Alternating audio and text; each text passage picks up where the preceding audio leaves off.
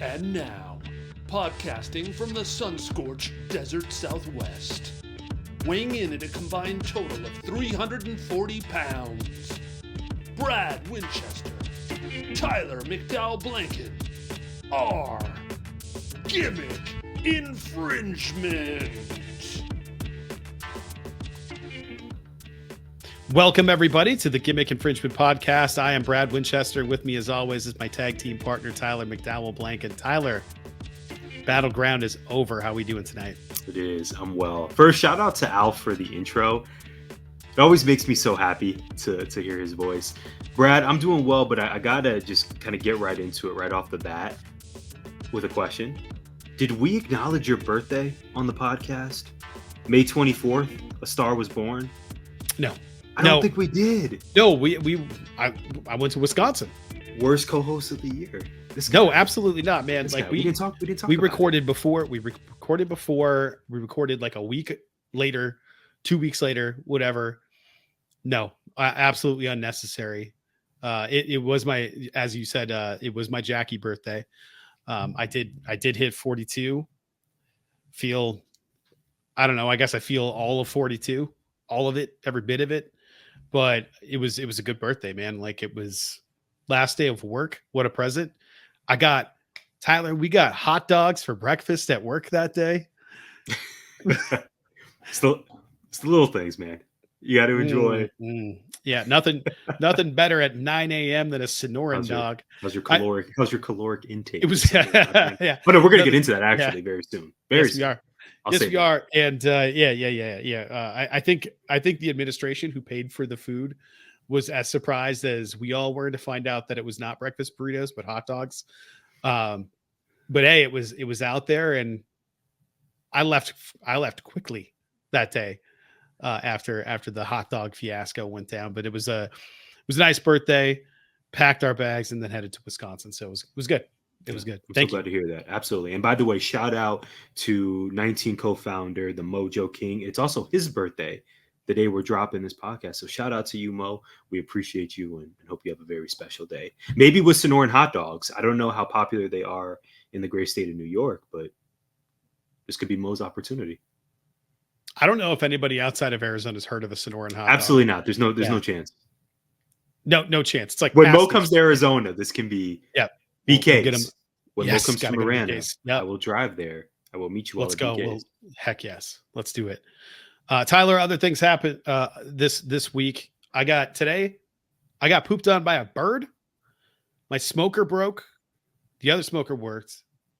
I ate some smoked salmon finally after all of this work that I put in. Lots of things. Mystery ghost situation out in the house somewhere. Something fell. Can't figure out what it is or where it came from. A little concerned about that. But what I'm more concerned with is what happens where heavy things are heaved around and lifted into the air. Let's play the music for an edition of Trap Tales.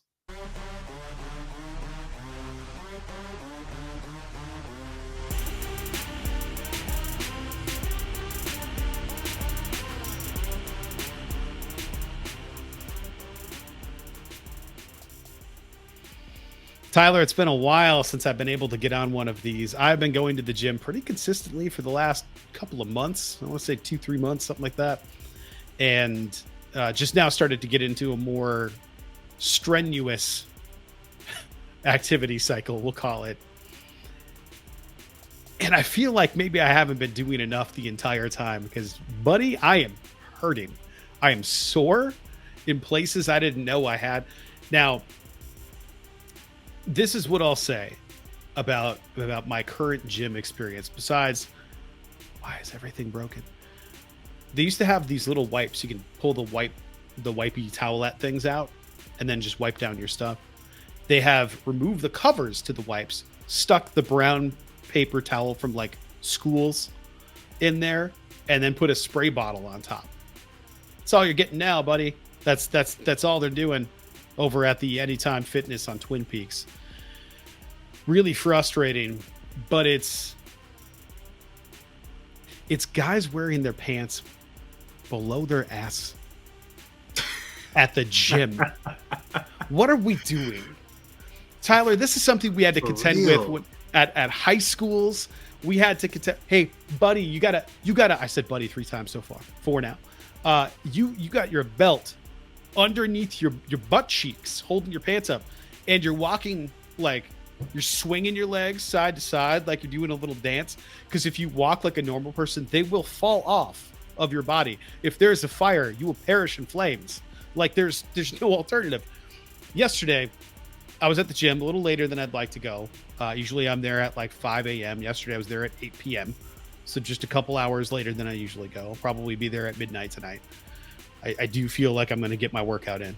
And man, this guy came sauntering in.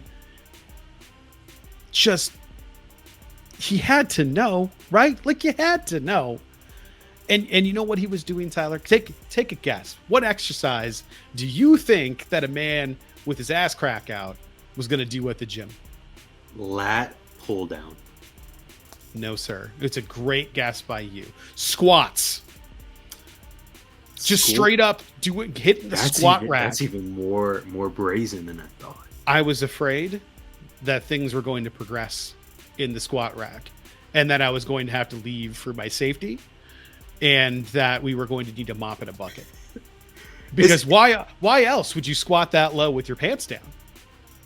I don't understand. Isn't it dangerous for him as well? Yes, you could simply you could really hurt yourself. Fall with not just the embarrassment, the physical element of this. Being crushed to death, yes, because you have your shorts down below your butt cheeks. Now, I have questions. Okay. I know you have questions. I want you to get to them. My question before we get into it is, can you describe what this man looks like? You don't have to, but can you absolutely describe what this man looks like? Okay, so this is really tough. When you first started this tale, the image I was conjuring up was a teenager. It has to be. It sure feels like it. I was going the teenager route with no other possible option, but I'm wrong. He looked definitely a guy. Yeah, we established that. Yeah, definitely a guy. A teenage boy. Teenage man. He looked like he was in his 30s. Yeah, 30s. Hasn't yet accepted defeat on the hairline yet, but it's still there, hanging on for dear life. You're checking my boxes. 30 plus, and then we haven't converted him yet. No, it's like just let it go. You'll look good. You got the head shape for it, man. It's gonna look good. Mm-hmm. Yeah, but it's the straight hair, Homer Simpson style, and I think it's just the Charlie Brown. The Charlie Brown, yes, the Charlie Brown. Mm-hmm. Christmas tree or his hairline, either equally set, and the pants. Now, I want to say I felt for him a little bit. He didn't look like he was in great health. All of those things. But I don't want to see that when I'm just trying to strengthen my calves. I'm just over here doing some calf raises. I can't look anywhere else. I'm on a sitting machine pointed directly at your ass. And I can see all of it perfectly preserved by your very tighty whities, which was another issue I had. But I wanted to leave that one alone. Because if you're going to go shorts below the cheeks, it can't be in tighty whities. It can't be in tighty whities. There's got to be a rule for that. There also has to be language in the Anytime Fitness contract for members that this is in the contract, right? It's don't take video of someone who doesn't consent, and there has to be language in there about your attire, right? Maybe, but like, what would it be? But considered? It's a slippery slope. Exactly, because if it's undergarments, you have to go in and tell every girl working out in a sports bra that they have to cover up, and that's just never going to happen. And I see that there like all the time. They'll be like, "Oh, it's not a sports bra. It's some other fabric that doesn't constitute sports bra, even though it's the same thing as a sports bra." It's like going, "Yeah, I'm wearing wrestling trunks because underwear sounds stupid." So trunks is an upgrade. Superhero panties doesn't sound cool either. so So you call them trunks, and what we're Anytime saying is soon. like those are red underpants with an extra lining is what those are. So where do you draw the line? And yeah, so I've never looked at the language, but I just don't want to see booty cheeks like that. There's something real mystifying about it when it's just it's got a string right there. You can tie it. Yeah, this is not an impossible task. Yeah, don't understand it at that age, especially. No idea what's going on, man. It sounds like, dare I say, my friend, my partner, that Anytime Fitness is becoming a bit of a battleground for you. Well done. Would you say that's accurate? I would say that is accurate. I'm glad you answered that way because we need to discuss NXT Battleground. We are, in fact, recording right after the show. This particular show, very unique for a few different reasons. Number one, in terms of locale, this is coming to us from Las Vegas, Nevada, from the UFC Apex. 6 matches on this card, Brad. We're going to actually go match by match this time and deliver our thoughts, our questions, and what could be next for NXT. So the show kicked off with the highly hyped ladder match for the inaugural NXT Women's North American Championship. 6 incredible talents. We had Michin, Jada Parker, Fallon Henley, Lash Legend, Sol Ruca, and the victorious Kelani Jordan. Brad, do you want to express your experience here? Because I'm gonna take the lead on this match. But would you like to give some background? We're going to the day ones. No, we had a time zone situation, did we not? Listen, more of a Google and inaccurate information than we had time zone. when you Google NXT Battleground 2024, the first thing that pops up is the time it will air, and it says it's going to air at 7:30 Mountain Standard Time, which I thought was crazy because 7:30 Mountain Standard Time it's very late. That's 10:30 on the East Coast, which doesn't seem realistic. And you mentioned this, I think, on the pod Well, last time, and I when totally we recorded it, went over my head. I think it was in either pre or post when we were talking that I looked it up and it was like, oh, it's at 7:30. So yeah, we could do that. It'll be late, but whatever.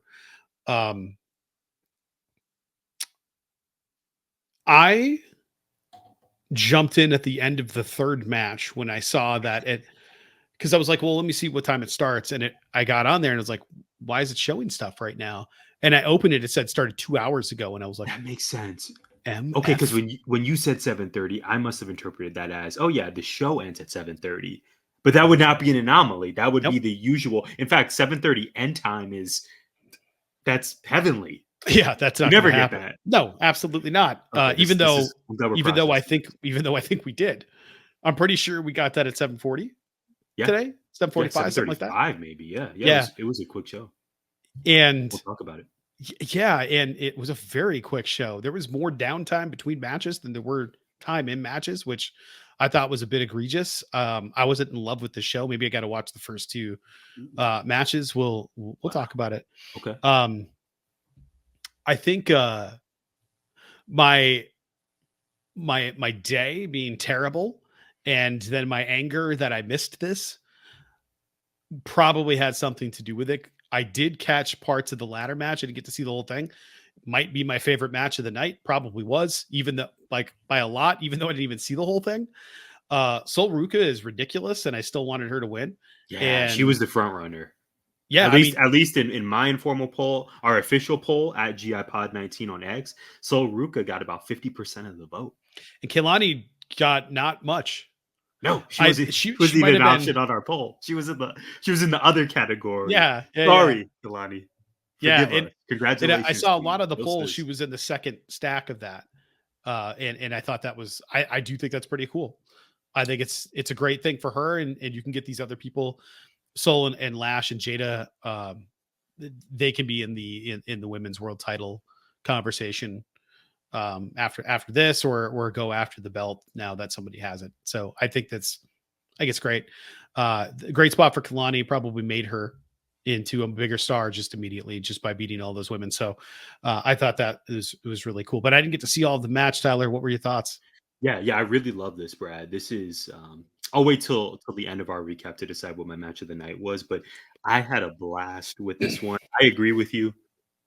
I was shook. I was stunned that Kelani Jordan won this. I changed my vote actually. I think on our official poll online, I selected Jada Parker, Miss Parker to some.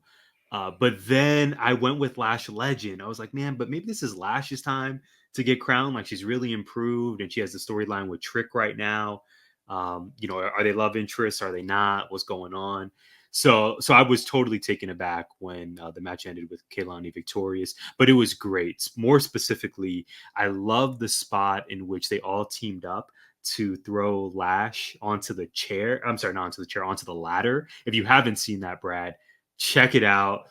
It was snug. It was very snug, but that makes sense. We've seen enough multi-person matches where the physically imposing presence, that person always gets ganged up on by the rest of the group in battle royals, in ladder matches. It always happens. So I don't know why I didn't have the foresight to see that happening to Lash. Sol Ruka had 2 soul snatchers back to back. Arguably the best finisher in all of NXT. I don't think we Yes. talked about it enough. Yes. You thought the RKO was cool. The Soul Snatcher, amazing. She Yes. had 2 of those, fantastic. Yeah, it was a great match. What I took away from this is that NXT, I know they're going hard on saying we have the best women's division in all of wrestling. What they are really skilled at right now is truly developing the next generation of women's wrestlers in WWE. For so long, Brad, it's been about the 4 horsewomen, and then the other 4, meaning Bianca Belair, Asuka, these super superstars. But when it comes time for those women to hang it up, hopefully that's not anytime soon, they have a new batch, a new, Yeah.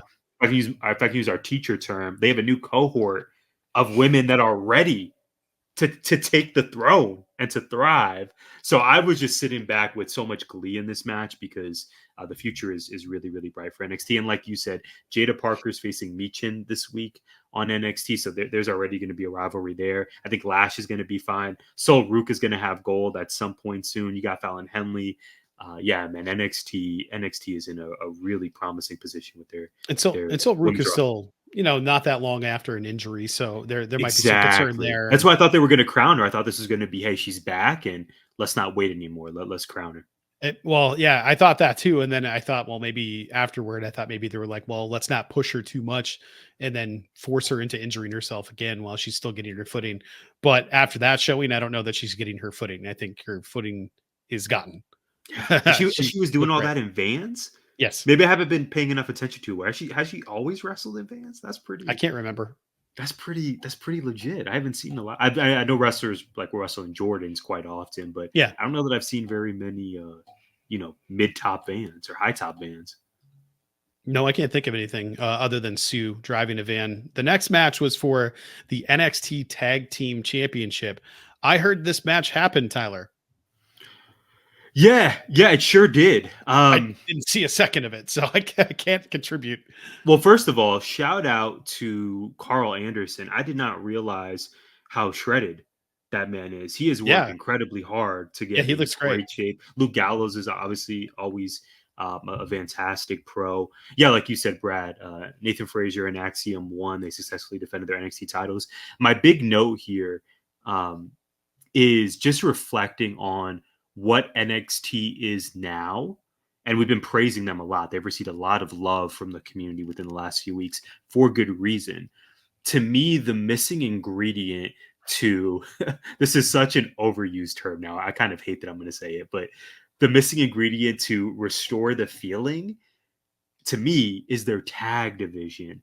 During the original Black and Gold days on the takeover specials, I know this is a totally different thing now, but on the takeover specials for years and years, the tag team match was often the best match of the entire show, Brad. It would often open the show.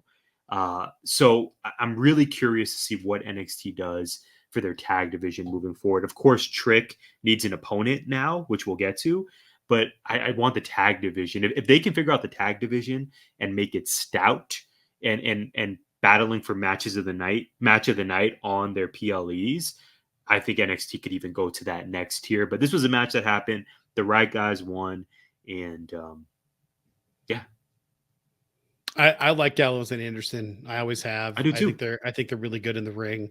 Anderson gives me like, I don't know, the way that he moves, almost like Undertaker vibes. His actually not Undertaker, it's other tall guy. Dustin Rhodes. He gives me such Dustin Rhodes vibes. For Anderson or Gallows? Or for Gallows, sorry. For Gallows. Not Oh, no, Anderson. okay. No, Anderson. No. Okay. No. Yeah. Dustin Gallows. Rhodes. Gallows. Allegedly also a very tall wrestler. He often wears like the swim shirt deal and the sleeveless thing. Lots of and tattoos. the way he does his uppercut punch thing, he kind of leans in a little bit when he does it, and he does it the same way that Rhodes does it. Just body shape, everything. Everything about him just reminds me of Dustin Rhodes. It's very strange watching him and then looking at the face and going, that's not Dustin Rhodes. It's really strange. It's also strange knowing that I paid to watch those guys in Talk and Shop Mania back during the pandemic. Yes. That was an era. As you pointed out, Brad, they're awesome. Pros. Yep. To me, they're, and unlike other matches on this card, which I'm really eager to hear your thoughts on, me heading into this match, there was no doubt who was going to win. I did not believe for a moment that the Good Brothers were going to take the dub. So perhaps that also impacted where I ranked this match or how excited I was during it and now during our recap. It was fine, but that's it. Yeah. Okay, the NXT Underground match. Tyler, we were around for the original Underground. It did not work. NXT has brought life into something that was a cool idea that just didn't really work, but we got some talent out of it. Omos came out of that. Yeah. He was the bouncer outside of the door, letting people in. Yeah. Dabba-Kato was a thing in there. He was fighting in there. Yep. Instead we got Lola Vice beating Shayna Baszler and then immediately dancing afterward in the ring, which was something to see, I guess. What'd you think of this match? Yeah, I really enjoyed it. I love that NXT, particularly this version of NXT, has now adopted NXT Underground as theirs. And for an upcoming star like Lola Vice, for her to ostensibly get her own match now, her own signature match where, you can't really beat Lola in this. I think it's great. It added something unique to this card. Big shout out to former guest Cedric Welton at @said_says on X. He was present for this show. And I know he was wearing his Lola Vice tee. I think I actually saw him because the Lola Vice tee is very, it's like a teal. It's very bright. Yeah, it's awesome. Pretty sure I saw him in the audience. So shout out to him. I know he's a big fan. And for Lola, she is clearly a foundational piece for not only the women's division, but for all of NXT. She's everywhere and seemingly gaining more and more popularity by the week. This is awesome. I'm so happy she picked up the dub over Shayna. That's a big win to get to beat the Queen of Spades in this match, in this manner. I really enjoyed it. I'm here for the mess that is Underground. Inevitably, it seems like they end up going out of the ring. And then the people, what would you call them, Brad? The people around the ring. They're not lumberjacks, but they're security guards, lumberjack, people in black. Underground dwellers. I don't understand. They always get involved somehow. They get taken out. In this case, Shayna punched and threw a lot of them. Yes. I'm just here for all of it. Lola wins with the spinning back fist and then hammer fist. Ref stops it. Like you said, she does the Lola dance. I'm here for it. I thought it was imperative that Lola picked up the W, and I can't wait to see what awaits her. I think it was the right move to have her win. I think it's a little shocking, maybe a little crazy, because Shayna Baszler just lost her match. And she beat Ronda in a match like this, not Underground, but an MMA style match, and she lost to Lola Vice. So from a character standpoint, I'm not really sure what you do with Shayna Baszler after this, but from fighters lose fights, and I'm sure that's what they're going to say going forward is like, yeah, I had a fight, I lost, happens. That's what this business is, and then move on. I think that's kind of been what they've done with her since she had the pandemic WrestleMania when she lost to Becky, Vampire Shayna. Since she had NXT Gold and hasn't really done anything since. That's what they've done. Oh man, she was on fire during that NXT run. Yes, she was. That was such a great way to present Shayna Baszler. She was a monster. Yep. And I think her doing this is a way for her to pay that forward for the next generation. Shayna Baszler isn't exactly getting younger. I don't know how much longer she's going to do this. She had an MMA career before getting into the WWE, and Lord knows this sport takes a toll on your body. So I don't know how she feels when she wakes up in the morning. I have no idea. So for all I know, we're in the appreciate it while it's here time, and I'm not ready to see her go. I need to see her hold championship gold on the main roster at some point, and not tag team gold. I need her to hold one of the trophies. Now, okay, the triple threat match for the men's North American Championship. Oba, he's strong. Rumor has it. That's what people are saying. I liked a couple of spots in this match. All of them involved Oba just being really, really strong. I thought the outside of the ring interference was stupid. I felt like there was going out of the Shayna Baszler match where she's fighting people outside of the ring to a match where they're fighting people outside of the ring to the next match where they're fighting people outside the ring. It's just too much. Way too much interference in this card. It's part of the reason that I didn't like it as much is because I just kept going, oh my God, why are there more randos showing up here? Like I know they're in a stable and it's anything goes, but I also feel like commentary didn't do them any favors by going, oh no, what's this? It's like, wow, you sold the shit out of that. I think it's setting up maybe Gallus is heading to TNA and then we get a Rascals reunion where Wesley has backup.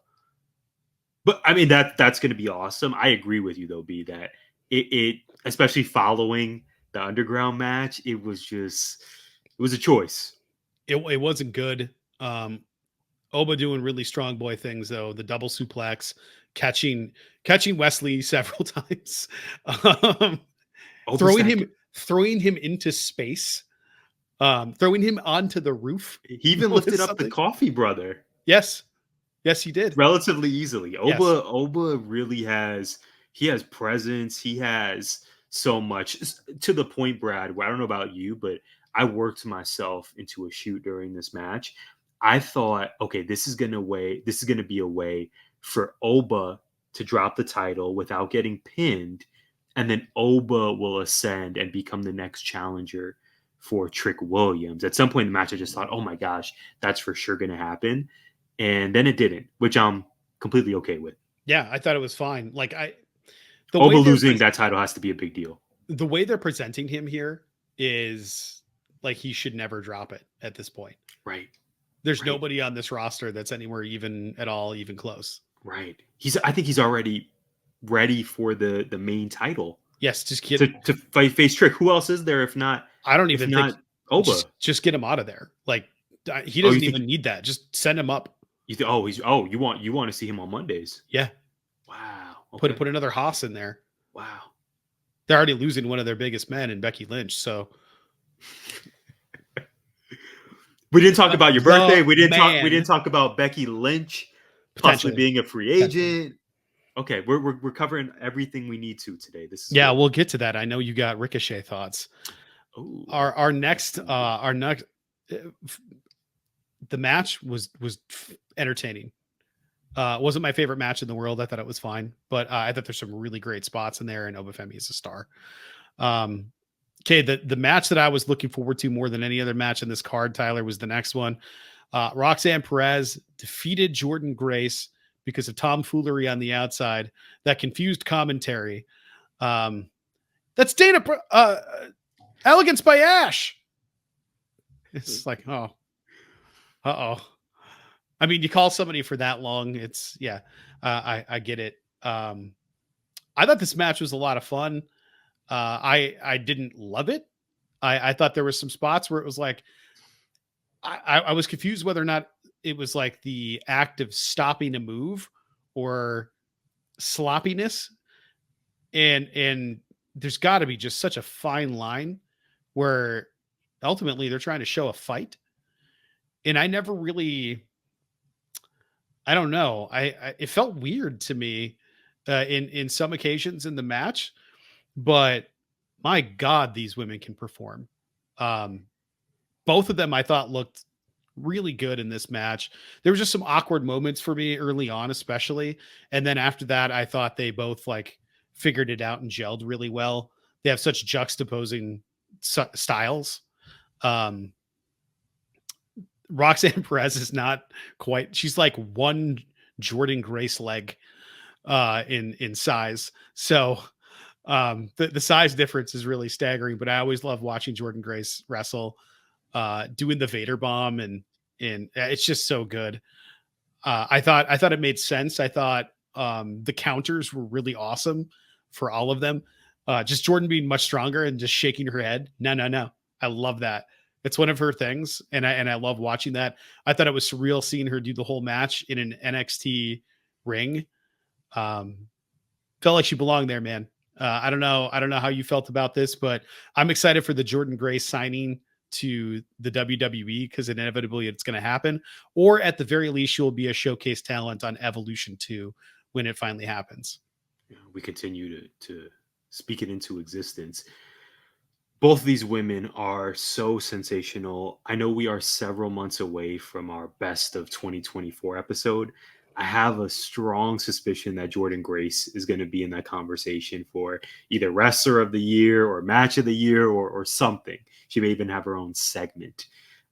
Yeah, man, Roxanne winning. So like you, this was also, I kind of call it the people's main event. Like, let's be real. Trick and Ethan were the main event, but this really garnered the interest of wrestling fans. What was going to happen here?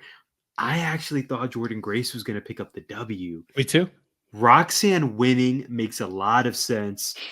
Obviously, you and I are big Roxanne fans. I think in terms of where NXT is at, this is a good move. Roxanne wins, presumably, Brad, at Heatwave in July. They're going to be back in an arena at Scotiabank in Toronto. Roxanne versus Julia, potentially. That could be the main event of this show, especially if it's Julia's first match. It has to be. They're going to have to sell tickets in Canada. I will get a plane ticket and go.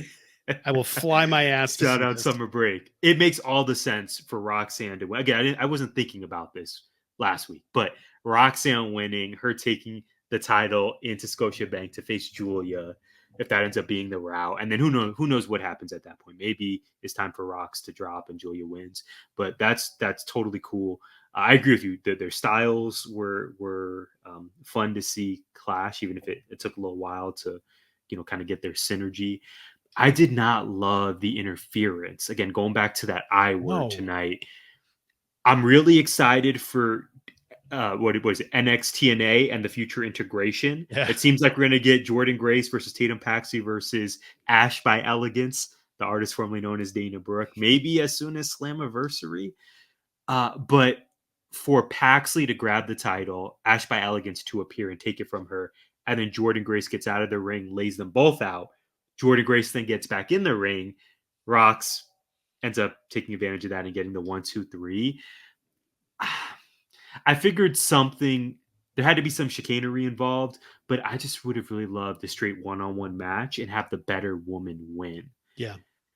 I didn't need this interference, but I get it. You're working with one of the biggest stars from a different company. If she's going to lose, you don't want her to lose clean from a business POV. So I get that. But again, we had 3 matches in a row, Brad, as you so eloquently stated, that involved some sort of interference angle on a 6-match card, on a 9-match card. I think that's too much. It's too much. It's too much, especially back to back to back. And not that it would be better if it was every other, but it was just a lot. It felt like an Attitude Era Raw with all the interference in the matches. I think it makes sense from a storyline standpoint because TNA still has to do their thing next week or this week, and having TNA talent kind of interfere with a TNA belt on a TNA wrestler in an NXT ring, costing the NXT match makes sense. Because to your point, it protects Jordynne Grace. It protects their top star in the women's division over there, but it also sets up storylines going into their product where they can go check out what happened in NXT. This is what happened. And then Jordynne Grace can come out, cut a promo, and set up a storyline now that the NXT thing is presumably done for the time being, and move forward. So I understand from that standpoint that's the right thing to do. But like you, I would have rather see this like who's the best champion, and just let it play out, see what happens. Our final match of the night, I wanted to be more excited for this match because I love Ethan Page, but Ethan Page, Trick Williams for the NXT championship match, the NXT title. It went 12 minutes and 11 seconds. What'd you think of this? It felt flat to me. Yeah. I of course, we established this. Jordan versus Roxanne was the match I was most excited for, but Ethan versus Trick wasn't too many notches below. Obviously, this is Ego's debut in NXT. You and I spoke about this on our previous episode, Brad. I thought there was a good shot Trick was going to retain, but I just wasn't sure. Ethan's first match, what do you do? Does he lose right off the bat? Is there going to be interference from Metaphor, or what's going to happen here? Like you said, 12 minutes. I don't think this card had any match over 15 or 16 minutes. It moved pretty quickly. There were none over. The longest match was 13 minutes and 57 seconds. Which was Roxanne versus Jordan, as it should be. And then about 15 minutes between the matches. Right. Yeah. Lots of advertisement. It's crazy. It was a lot. Yeah. Ego. Okay. So Trick wins clean against Ego. Yeah. The match was good. They had a table spot. They did some good business, but it left me wanting more. I just thought it was going to be something a little more dramatic, surprising, maybe some more near falls that I would bite for. It didn't get to that next gear for me. Same, and it was just so short. It was very short. It felt like a TV. Short. It felt like a TV match to me. Yeah, in that regard. I felt like a lot of this show felt that way to me, and I don't know if it was the venue. The venue looked so similar to Florida, it just didn't right? seem different or bigger, right? Or special. It felt like cool. It's Tuesday. We got Ethan Page's new entrance and his theme. I'm not in love with it. No. Did Darren Waller make that? Recently retired Darren Waller. This is part 2 of our conversation. No. About him. So much auto-tune. Oh, yeah. It was Ego deserves better. It was plumb terrible is what it was. You see what I did there. I liked that he's still doing the thing. Of course. His entrance is great. He looks great. I was shocked when I saw him go to NXT and not the main roster. I'll put it that way. Number one, Ethan Page. Do you think this is it? Do you think he's done in NXT? Just this? No, I don't think so. But he should not be there. He should be on the main roster. I thought AEW should have been highlighting him every week. He should have been a megastar there, and I don't know what happened. But he's clearly got every tool that you need to be successful.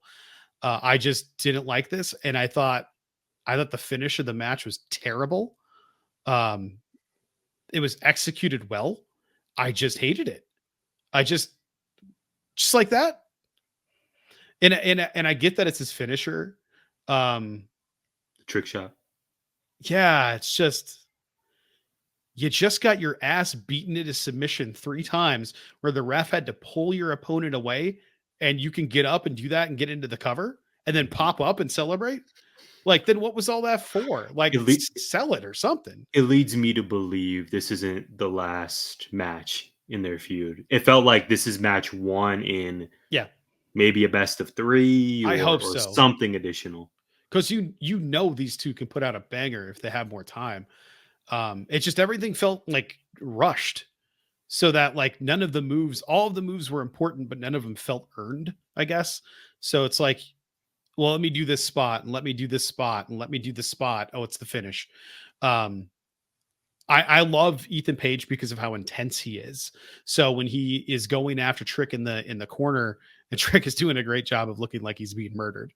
And the ref pulls him off, and Page gets like rage faced on him. I love that because I believe it. I believe he's actually genuinely angry. And it's just he turned around and got kneed in the face, and that was it. Pretty just meh. And I think at least with the women's title match, it was a reversal on a wrestling move. And I thought that was really cool because Jordynne Grace was about to kill her, and then Roxanne reversed it, put her in her move, and then pinned her, where Trick was just like, he was dead in a corner and then got up, and it wasn't even a second win. Because normally you do that, you hit the thing and then you collapse in a heap on the ground and can't actually make the cover, right? Like that's usually how those go. This one was like, nah, we got to wrap it up. Satellite time's wrapping up here. So you can't even do this in 2K. You got to hit enough offense to have your finisher saved. You know what I'm talking about. No, you got to have the momentum and then you hit your finisher. It doesn't go where you just have a moment of rest and then okay.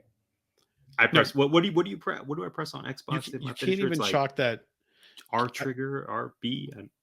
I don't know the 10 minutes that I played that game for. I couldn't tell you. I can't even explain this away with like Japanese fighting spirit. I can't, because even they do it and then collapse. So I'm not really sure. I just really didn't like the finish, and it's just kind of ruined it for me. I expected something bigger and better because both these talent are incredible. So hopefully we get to see it again. Hopefully it's not the end for Jordynne Grace in the WWE. I really liked getting to see all of these talent on this card. I'm really happy they all got these spots, especially happy for Kelani Jordan.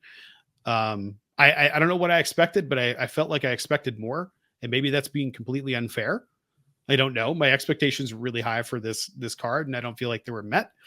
And I can't put my finger on what it was because it's weird. I think it's the UFC stuff. I think it's that arena. Yeah. It felt smaller. Mean, that was a big reason to tune in. Was what is a show? Was it a WWE produced show at the UFC Apex look like? I by no means am a UFC connoisseur, so I wasn't overly familiar with the Apex concept. But I think that was also an intriguing reason to tune in. Brad is like, oh, this is uncharted territory. This is going to be something completely different. What are we going to get from this? Yeah. And it was cool, but it did feel a lot like the weekly product in terms of the aesthetic. Yeah, well said, man. Yeah. Well, speaking of expectations, I had the exact opposite situation happen earlier today. You and I had super high expectations for this NXT show. I have very low expectations for Bad Boys Ride or Die, but I might surprise you with my review of it. So it is time for the latest installment of GI at the Movies. Let's get into it. And now, it's time for GI at the Movies. All right, Brad. I saw it. I told you and Emily on our summer film season episode, one of my favorite episodes that we put out in some time. If you haven't checked it out, go ahead and check it out. I told you both that Bad Boys was coming out soon. And although it's completely unnecessary, I was going to find a way to get to the theater. That I did. I do want you to know it currently has a 97% audience score on Rotten Tomatoes, contrasted with a 64% critic score. So critics, majority, okay. But the audience is loving it. I really enjoyed this movie. I really did, Brad. It's set in Miami. Mike and Marcus, Will Smith and Martin Lawrence, their deceased boss has been framed. This movie really touches on a lot of topics: fatherhood, crime, mental health, aging, marriage, corrupt politicians. There are cameos. Oh, Miami, yeah. There are cameos. DJ Khaled pops up. John Sally pops up. Probably should have put out a spoiler warning. But here we go. There are a few cameos there. I did not realize Vanessa Hudgens is in this. I did not do my research properly. She has a really prominent role. She's great in it. My takeaway from this is really focusing on Will Smith. He is in such a fascinating place right now with his career. I put this in my notes. I don't know if you remember this Seth Rollins t-shirt from years ago, Brad. This was following Seth's injury when he came back. It was a black tee. It had his white logo on the front, like the circle with the SR. And then on the back, it said redesign, rebuild, reclaim. Yes. One of my favorite tees. I think that's where Will Smith is at. Following the Chris Rock slap, the rumors with Jada. Where are we at with Will now as a culture, as a fan base? His approval rating has been so high for so long, and now it feels like, well, what's next for him career-wise? Some polarizing movies over the years as well. I thought he was great in this. My audience definitely laughed several times for his comedy, for Martin Lawrence's comedy. Obviously, these two guys have great chemistry together. My expectations were low, and thus this movie far surpassed them. I really enjoyed Bad Boys Ride or Die. So when I was up in Wisconsin, we were talking to each other, my brother and my sister-in-law. We were just talking about movies or whatever. And I had mentioned I watched the new Godzilla, the Japanese Godzilla, Godzilla -1. It's on Netflix. Highly recommend it. Go watch it if you haven't seen it. Like, cannot recommend it enough. It's so good. I love a good popcorn monster movie. This is not that. This is a sit down and think about the ramifications of war and how we treat each other. And it's legitimately terrifying stuff. And it's really solid. But that's a different GI at the movies. But my brother said, and my sister-in-law acknowledged right away, like, oh, I can't wait for Bad Boys to come out. I think this might be a Gen X thing. I think it's just a I didn't see this angle coming. Okay, I'm listening. I think it's that perfect timeline. Will Smith, like Martin was, that's a Gen X show. Martin was a Gen X show, and I loved it. But I was also on the young side when it was out, because I'm in that in between millennial, Gen X, Xennial age, whatever that means, and. I think that this is just it's just a Gen X thing. I was even young when Lethal Weapon, this was like the thing that took over for Lethal Weapon was Bad Boys, because it was more action oriented, but it was still kind of on that goofy side toward the end of Lethal Weapon, where you had like Joe Pesci running around and going, okay, through the whole movie. I loved Bad Boys. I loved Bad Boys 1. I don't even remember Bad Boys 2.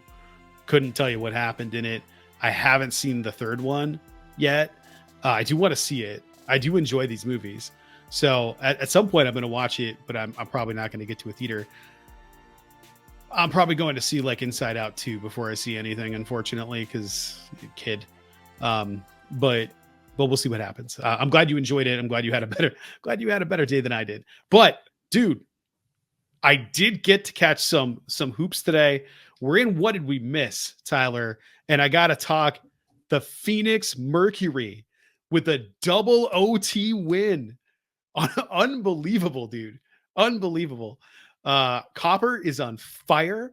That's got to be, she has to be an MVP front runner hitting the buzzer beater the other night. She's balling right now. And then how many points she dropped tonight? I can't even remember. I didn't even see the game. I just saw the result. I was at Bad Boys. Yeah. Will and Martin cost me my viewing today, but DT dropped 20 points. Like just unbelievable. Caitlin Clark, people are saying she's been snubbed from the Olympics. She has not been snubbed. There's just more better players. The talent's better. She'll go to the Olympics at some point. Just let her take a breath, for God's sake. Her and Angel Reese can go ahead and just relax for a little while. Get that 6-week break. Even the thing that was telling in the press conference is when they asked her about it and she went like that. When they said, "Are you looking forward to rest?" It was just the pained sigh that happened. I was like, this woman needs some sleep. Just let her sleep. I thought that was great. And finally, all basketball related. What did we miss today? I forgot to bring it up. Rest in peace to the legendary Bill Walton, beloved college hoop play. I guess what would he be? A color guy, not an analyst, but he's probably an analyst. It's just Bill talking about space and time. So yeah, he's just Bill Walton. There's no job title that can really describe what he did. But dude lived a full life. I don't think he has any regrets or had any regrets. But lost a legend, and people were celebrating him this week, which I really appreciated, because it didn't seem like people were necessarily mourning him, but celebrating him, and I think that's important. But it's also important to Tyler. We talk about this all the time: is give people their flowers while they're with us. So before I go, what do we miss, Tyler? I appreciate you, and I appreciate this platform. Likewise. Well said, B. Speaking of which, Father's Day is coming up very soon. In fact, this is our last episode before Happy Father's Day to all the fathers. Yes, happy Father's Day to you, my man. I appreciate you, and like you said, all of the dads and dad figures out there. Very, very special day coming up. In terms of what did we miss? Oh my goodness. So Kris Statlander in AEW. Oh, so good. New entrance. It's so good. Leaning into the heel presentation with Stokely. The song. It is so good. This has obviously been a very pro stat podcast since its inception in October 2021. She's up there somewhere. It's got the figure to prove it. Shout out to all our YouTube viewers. She's right there. You can see the green. Oh man, it's fantastic. And if we end up getting Willow versus Kris in the Owen, my goodness. Can't wait for that. Fingers crossed. Two other what did we miss? Ricochet. According to Fightful Select, his contract is up this summer and he does not plan on resigning. He is going to test free agency. Brad, you and I had a whole conversation about this over the weekend. Yeah. It involved me pacing with excitement. Can't confirm. And some voice memos. And actually, I wrote some words about it. If you check out gimmickinfringementpod.com, you can see my article on Ricochet. I titled it R is for Ready. It's no secret. If you know me, you may know that Ricochet is my favorite wrestler. Again, Brad, going back to what you said about flowers, seeing the timeline flooded with Ricochet receiving those virtual flowers over the weekend made me so happy. And that's just a precursor. Imagine when he actually pops up, whether it's in AEW, New Japan, TNA, elsewhere, it's going to be euphoric for me. So I can't wait for that. And then finally, do you have thoughts on Ricochet's impending free agency before I get to my final one? I do. I wonder how he's going to come back. Does he come back as Ricochet? Does he come back as King anything? Does he come back as the Puma? Does he wear a mask at first? How does he show himself when he returns? And the other one I wanted to add when you brought up the Owen is something I forgot and something I didn't consider is that Natalya could be an option to jump ship. But I would love to see her compete in the Owen if she gets a chance to do that. Me too. And what a world we would live in. What a timeline, Brad, if we end up getting Will Ospreay versus Ricochet, which has to happen. Triple your favorite wrestler, my favorite wrestler. It was written. This is. I'm pretty sure Kenny brought it up that he wanted to wrestle him too. Please. I mean, please. You kidding me? Ricochet versus Darby Allin. 12-star classics. Oh my goodness. This is gonna be a great back half of the year. Finally, Netflix recommendation for you and our viewers and listeners out there. Dancing for the Devil. Did this appear on your Netflix homepage, Brad? It's one of the most watched documentaries right now. It is a true crime investigative series, just 3 episodes on the 7M TikTok dancing cult. Whoa, no. The plot, it's fantastic. I can't wait for your thoughts on it. Again, check out, if you have Netflix out there, check it out. Guarantee it's going to be on your homepage. It is about this group of TikTok dancers who were recruited to join this management company. Underneath the management company called 7M is the Shekinah Church. Those dancers are now recruited to go to the church. They lose contact with their families. and make these videos for Instagram that garner millions and millions of views. There's a lot of insidious stuff behind the scenes. There's accusations. I'm It's looking at stuff right now. It's terrible. dancing for the devil. Check it out. Brad, let me know what you think. Everyone out there, let us know what you think. We're on Instagram, Facebook, X, at GIPod19. I'm still thinking about this. It is it consumed me for a whole weekend. Fantastic and very alarming at the same time. Yeah, it's terrifying. I can't tell you what I watched this weekend, but I can tell you that this was a blast, man. As always, yes, it was. Thank you all for joining us. It's so great to be back. We hope your summer is off to a magnificent start. What a time it is to be a wrestling fan.